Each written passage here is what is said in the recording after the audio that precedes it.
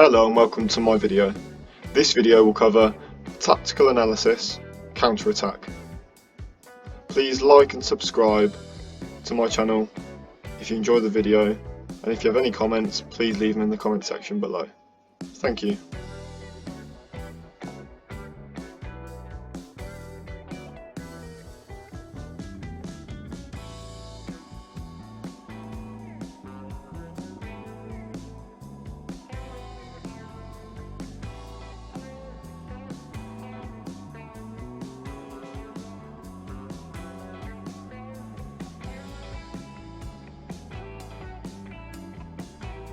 Here is counter-attack in exercise 1. It's a 2v2 attacking and defending transitions. So it's important for the transitions, of course, so from defence to attack and attack to defence. It's important trying to develop the player's IQ, so their football IQ, so they can react, instead of reacting to things, they're already anticipating them. So that's the most important bit. If you can develop that, then the technical ability will develop as you're going and doing these things, but the IQ is so important. And another thing is the decision making. Decision making is crucial. If they're in the right positions but they're making the wrong decisions, it's just not going to result in a goal, and it's going to result in you conceding goals if that's defending. So decision making, when you're defending, knowing when to drop, positioning, working with your teammate, and then when you're attacking, it's important the movement, the time of the pass, and the player on the ball deciding whether they're going to run with the ball and shoot, or they're going to pass the ball. So they're really the main options. In this one, obviously, there's not more players, but just getting that quick mindset going is just so important, and it's really going to help. This is a bit more of a basic one for attacking and defending. However, it can really help the players get in that sort of groove, that mindset of switch on all the time. That's why with an exercise like this, you want it to last. So for maybe 5-10 minutes at a time, because you want it really high intensity, and then you want to stop, give them a break, and then restart it again back at that high intensity. If you just let this go for maybe half an hour, the intensity just isn't going to be there, and there's not really much the players can do, especially if they're not top level fitness. So this is really important for that, and it is going to boost their fitness for sure. A lot of short, sharp sprinting, back and forwards is really going to help. So just a few simple rules just to make sure the intensity is there. That's why we've stipulated 5 seconds to score, so they're not dawdling about, they're not trying to be tricky and fancy, they're direct and they're going straight for goal, and they're making the right decisions to get there as quick as possible. So that's crucial. The other one is a transitioning of attack to defence and defence to attack.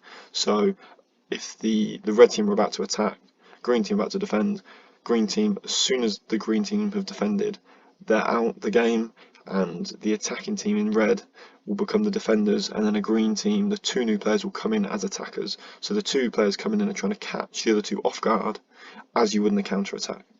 And then the final one is a score of 10. So it's good just to have a goal, so that each team knows, okay, we're trying to get 10 goals. As soon as you got them, there's a forfeit to the team. There's a bit of fun involved with the teams. It really does help from a player who's played before. Having those goals, having those targets to aim for is really good, just to keep you going. You don't ever sort of lack that motivation. Other important thing is offsides. We'll be quite lenient with offsides because the game needs to flow. The game has to flow, and if it's too stop-start and too much moaning saying it's offside, not, it just dampens it. So the coaches take control of that, explain that offsides, they're going to be generous to the attackers, basically.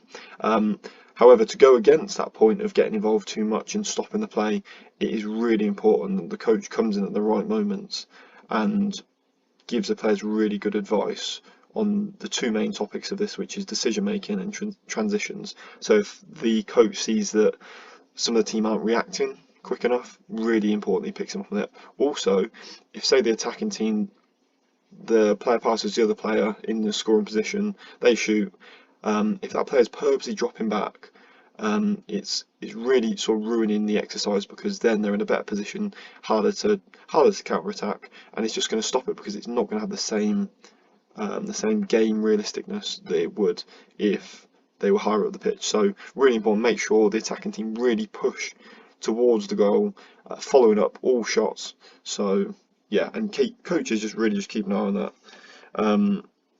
And that's it. And the other thing is the new team coming into attack, make sure they're on it straight away. As soon as that ball's out of play, scores, saved, whatever it is, they're in, because they really want to be trying to catch the other team off guard. So that is crucial. Right, so we'll start the video, just get the training session going. So let's have a start. So yeah, the red team is starting. They want to attack quickly. It's really important the player off the ball makes a good run, and then good timing of the pass, that's crucial.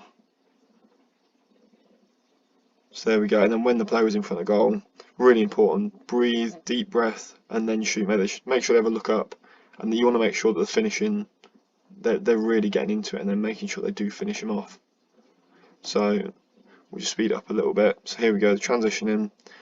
Red team are out of position here, so as you can see, one's dropped deeper, one's higher. This is game realistic, and the green team are trying to make the most of this. So it's important they do that.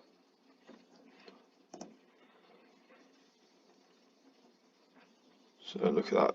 Player one's keeping them on side, finish it off, perfect. That is the ideal scenario. So it's important. It's never going to happen every time. No one's going to score every time, but if they can get the right game flow going, right decisions, transition is perfect. That's what you want. If the goals aren't going in, it's not as important. However, they're getting in the right positions, and then the finishing will come along as it goes. But of course, you'd expect there to be a lot of goals. So then here we go. Red team transition out. So you'd seen the green team had already sort of started coming back.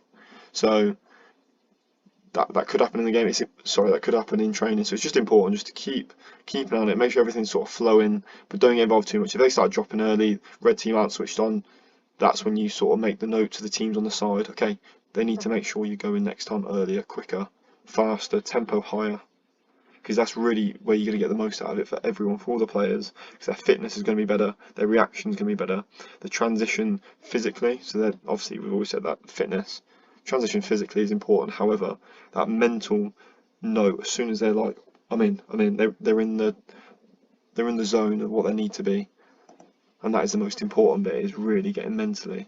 So here's a really good run actually, which is important to remember for the players. They want to mix it up. They want to, especially during a counter attack, they want to mix the defence up even further because they're already out of position. So if you see here, if we bring it back just a little bit, it's very realistic what could happen. So player 4 makes a run across, confuses both the defenders. 5 goes towards to close them down. 6 is now on the wrong side, making his way back, and the ball is played through. So that is perfect scenario. We haven't really showed one of a player just running straight with the ball and going directly for goal, but it's important to remember that is of course perfect. That's what we want. The other player should be able to take them away. Movement doesn't always need to be found, so if they can take them away, create a bit of space, that is perfect. So that is the end of exercise 1. So now we've seen the training session. Here are the key points from that training session and what coaches and players need to take away from it. So the first one, we'll revert back for the 3 main points, and the first one is the transitional awareness. So what we're trying to get the players to develop in this one, it's important that they understand when we gain possession there's a reaction, and when we lose possession there's a reaction. Those are the biggest points from this one. So as soon as, especially when we win possession, we need to be aware that we need to transition as a team up the pitch as quickly as possible to catch the other team off guard. That is the basic understanding of it, and if a player understands that, brilliant. And just keep that going, keep maintaining that understanding and building upon it. But as long as they understand that and they're able to observe it, notice it, and then react on it, perfect. If they can see it coming before, that's a step ahead. So they're already aware of, oh, we could have a counter attack here, seeing where the spaces are. That's really important, and individual player development will 100% help with that. So if you see a player do something well, make sure you explain to the whole team what they've done well there, because the whole team are then going to want to do that. They're going to want that recognition, so it's important that you do that. And that is decision making. So it's really important with the decision making that the players are making the best decisions to get to increase the likeliness of scoring. That's the general point of that. So if they see a pass that should be going straight down the middle, straight in between the defence, splitting them open and through on goal, however they'd rather do a sideways pass, that's where this sort of training needs to develop. And by introducing, say, a 3v3, this is where that can become more obvious, because there's going to be more options to go rather than just dribble or pass. There's going to be two different passing options, and then players that tend to pass sideways and don't want to be as direct will notice that. So it's important, again, to not necessarily say dishearten them by getting on their backs and saying, look, you're not doing this right, you're not doing this right. You need to then find the players that are doing it well and highlight that and bring that to the team, and that's the most important thing you can do.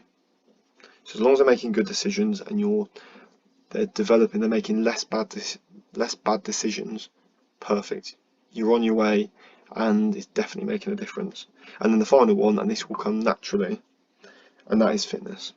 So by doing exercises like these, where the players are sprinting up and down, they're not noticing their fitness. They could be doing shuttles, it's be the same level as shuttles, but they're not noticing it because it's a game-centered scenario.